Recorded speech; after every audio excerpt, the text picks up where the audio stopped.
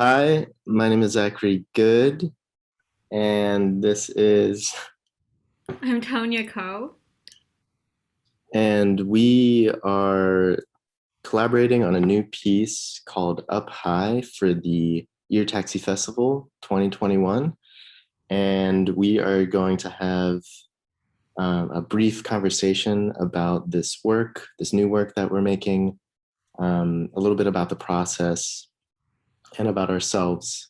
So this will kind of take the form of like a quasi interview, um, and we hope to bring you into this process.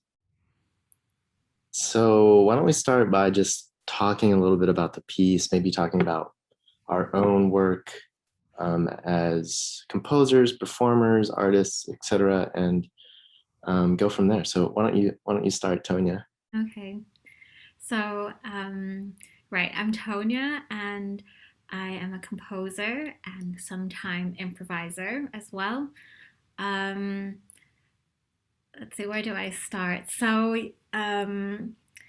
Most of the time, I would say I compose pieces for concerts. So, for instrumentalists or vocalists to perform and mostly I do notate my music. Um, and kind of on the side of working on commissions, I also improvise a bit. I discovered bubble wrap as a musical instrument, I would say, back in 2013. So it's actually been quite a long time I've been working with this material and trying to kind of excavate as many sounds as I could from it. And when I had this opportunity to make a piece for Ear Taxi Festival, and having met Zach kind of quite recently around that time during my year in Chicago, I decided that this was a really good opportunity to kind of try to explore more of the improviser in myself, but also try to really be open to like the fluidity between, I guess these it can be quite distinct roles, whether you're a classical music composer or an improviser. So I'm trying to kind of see how we can go between them.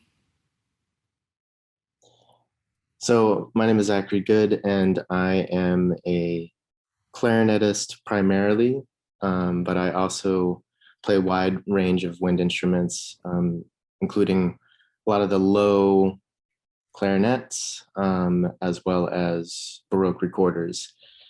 And I've also been improvising. So I primarily play notated music, but over the past 10 years, I've been exploring um, improvisation in my practice and most recently composition, where I've been writing almost exclusively for myself on solo clarinet.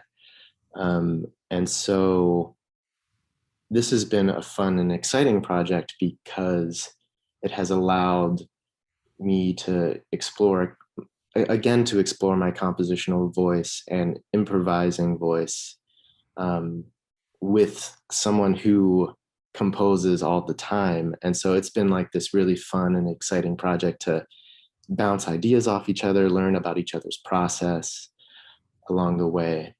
Um, and so this piece that we're making has elements of like all of these things that we explore. It has elements of like very like fine-tuned composed material, as well as large sections that are loosely composed, um, with elements of improvisation, and elements of theater. You know, we're staging this performance to be experienced both sonically but also like physically.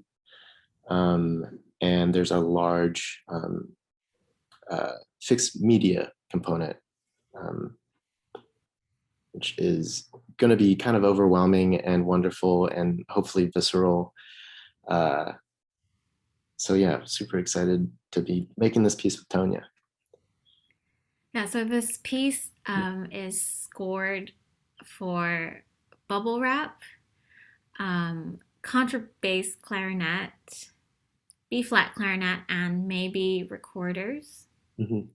and electronics, both fixed audio tracks as well as some live processing as well. Um, I think this project is really, for me, it was sort of like whatever our strengths are for whatever task, we just like went ahead and did them. So Yeah.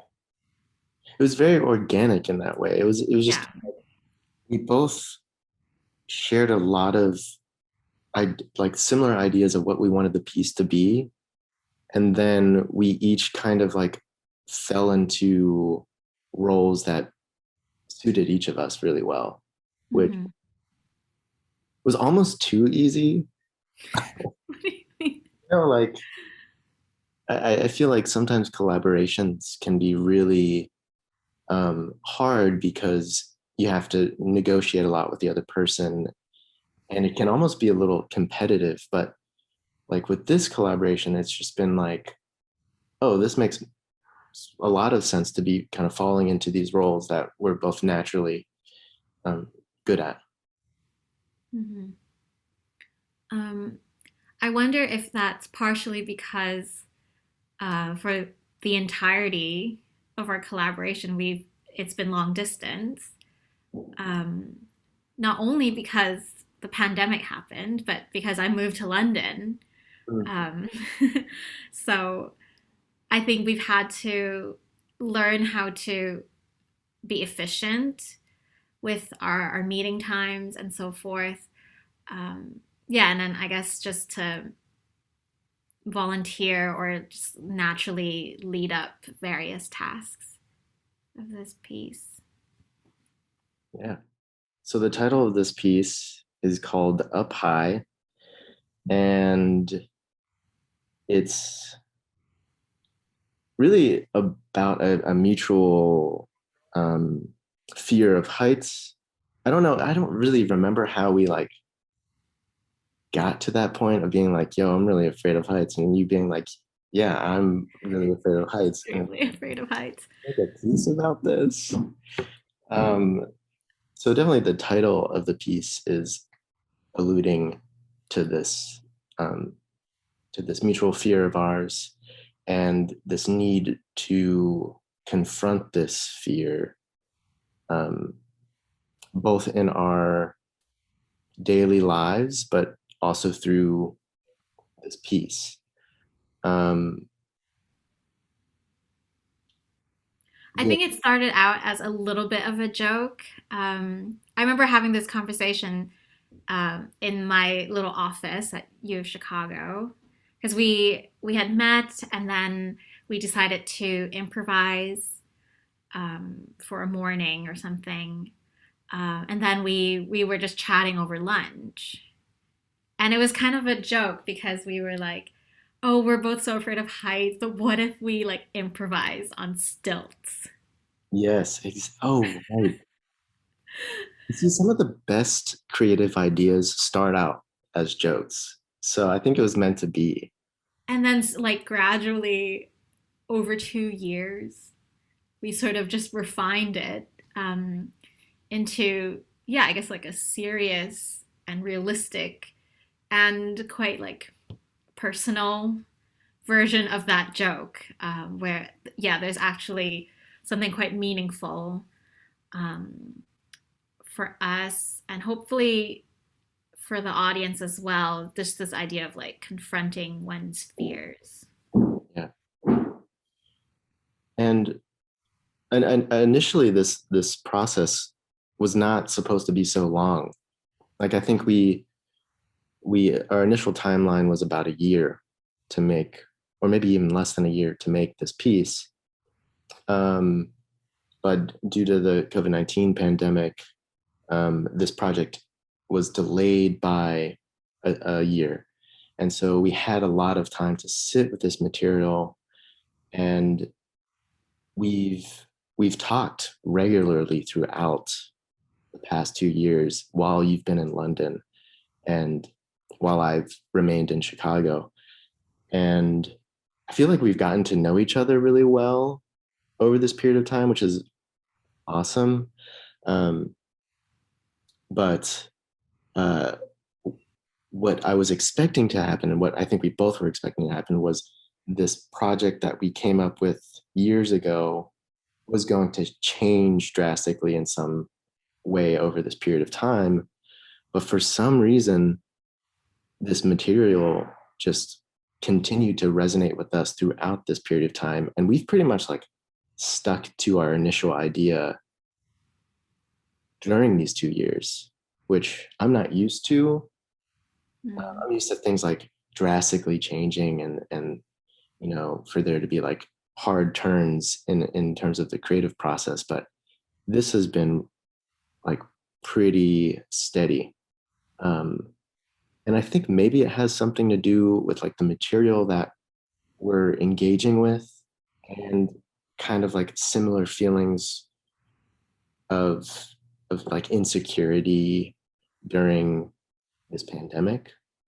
And so I wonder if that's like why we've stuck this idea out of this exploring this mutual fear of heights. Yeah, I think for me, like when I write a piece of music, um, I always have like a dreaded restart. Like if I'm writing a piece, there's always a point where I scrap everything and I restart somehow. And it's like the throwing away process was necessary for me to get to the final thing, but it still is very like traumatic in some way. Um, for me, because I typically don't. Yeah, I do collaborate with my performers, sometimes quite extensively. But because for this we were creating a piece together, um, it was just a different thing for me.